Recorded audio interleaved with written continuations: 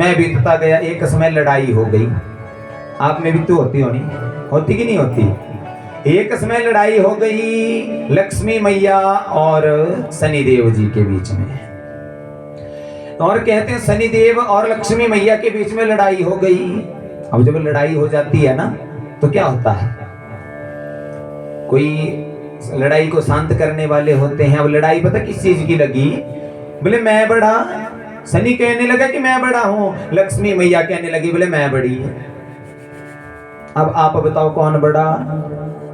बोलो कौन है बड़ा? बोलो बोलो कौन है बड़ा? जब आपस में लड़ाई लग गई ना तो दोनों लड़ाई, अब तीसरा होता है ना, जैसे गांव में प्रधान होता है, कोई भी होता है जो बड़ी उपाधि वाले बुजुर्ग जैसे, उनके पास चले गए। तो शनि भगवान ने निर्णय किया और लक्ष्मी मैया ने निर्णय किया। बोले इसका निर्णय तो बोले मेरे स्वामी दे सकते हैं। गए हैं स्वामी के पास, बोले प्रभु मैं तो बोले बहुत बड़ी हूं, आप बताओ ना शनिदेव को कि मैं बड़ी हूं। अब भगवान जी चिंता में पड़ गए। बोले अगर मैंने लक्ष्मी को बड़ा कर दिया, लक्ष्मी को बड़ा कर दिया ना तो शनिदेव मुझे नहीं छोड़ेंगे। अगर शनिदेव को बड़ा किया तो बोले बेड पर चाय कौन देगा? बोलिए भक्तवत्सल भगवान की। अब पत्नी को बड़ा कर दिया, प्रसन्नता, और दूसरे कहते हैं प्रशंसा। प्रशंसा तब हुई जाती है अगर कोई तीसरा करे।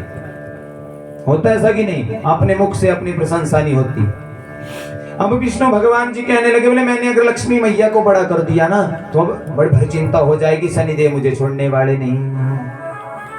तो क्या कहा? मनो वै नारद, भगवान का मन ही नारद है। तो भगवान ने नारद जी को आदेश दिया, बोले आओ बहुत बड़ी समस्या उत्पन्न हो गई है और इतनी बड़ी समस्या है कि तुम इसे सॉल्व कर सकते हो, इसका हल तुम ही कर सकते हो। जैसे कहा, अब चिंता पता क्या पड़ गई? अब नारद जी आए हैं। नारद का मतलब क्या हुआ? नारद का मतलब हुआ नारम ज्ञानम ददाति इति नारद। जो जल से पतले ज्ञान को भी हमारे जीवन में भर दे वो नारद हुआ। नारम अज्ञानम द्यति खंड्यति इति नारद। जो हमारे हृदय में अज्ञानता भरी हुई है ना उसे नारद कहते हैं। जो उस अज्ञान का नाश कर दे वो नारद हुआ। अब नारद जी आए तो भगवान विष्णु जी पता क्या कहने लगे? बोले देखो नारद जी तुम ऐसा करो, बोले इन दोनों का एक प्रश्न है उसको सॉल्व करो। लक्ष्मी मैया कहने लगी बोले देखो नारद जी मैं बड़ी कि मैं बड़ी। शनिदेव कहने लगे नहीं मैं बड़ा। जैसे ये कहा, अब देखो ना आती हुई लक्ष्मी किसको बुरी लगती है? नहीं लगती। कुंडली में शनि आ जाए फिर क्या करोगे? कम से कम 50 ज्योतिषियों के पास जाओगे कि देखो मेरी कुंडली में शनि आ गया, बोले कितने टाइम तक है? करते ऐसा कि नहीं करते? अरे शनि कुछ बिगाड़ता थोड़ी नहीं। घर में मेहमान आता है ना, अगर हम उसको अच्छा खिलाएंगे तो वो आपकी प्रशंसा ही करेगा कि मैं वहां गया वहां मुझे मिला। खिलाने का मतलब ये नहीं है कि तुम अपनी ही खिलाओ उसको। भाव होना चाहिए खिलाने में, भाव से ही सब कुछ है संसार में। तो ऐसा कहा। अब नारद जी कहने लगे बोले प्रभु मैं कैसे इनका प्रश्न हल कर सकता हूं? जैसे ये कहा ना तो बड़े भाव के साथ भगवान जी कहने लगे बोले नारद जाओ इनके प्रश्न का हल करो, सामने एक वट वृक्ष है। अब नारद जी कहने लगे बोले ऐसा करो मैं तुम्हारा अभी निर्णय कर दूंगा, बोले कौन बड़ा कौन छोटा। नारद जी कहने लगे बोले जाओ दोनों दौड़ते हुए जाओ उस पेड़ को स्पर्श करो, फिर यहाँ आया करो, फिर जाया करो।